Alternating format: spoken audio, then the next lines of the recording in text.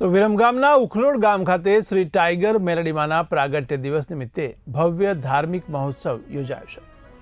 જેમાં લીલડો માંડવો, નવચંડી યજ્ઞ અને વિવિધ ધાર્મિક सांस्कृतिक कार्यक्रमों સાથે समग्र गाम भक्तिमय माहौल में डूबी गયું છે।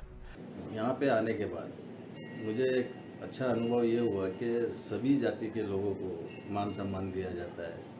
और यहाँ पे कोई जातिवाद नहीं होती है और सबका काम बनता है और सबने मैंने देखा है और 2-3 साल से मैं यहाँ पे आ रहा हूँ और सबका प्यार भावना सब मेरे को मिला, अच्छा समर्थन मिला और ख़ास करके हमारे टीनू बुआ जी है, इन्होंने बहुत हमारी इज्जत की और बहुत खातिरदारी की। और पाठ उत्सव धूमधाम से मनाया गया। यहाँ भक्तों का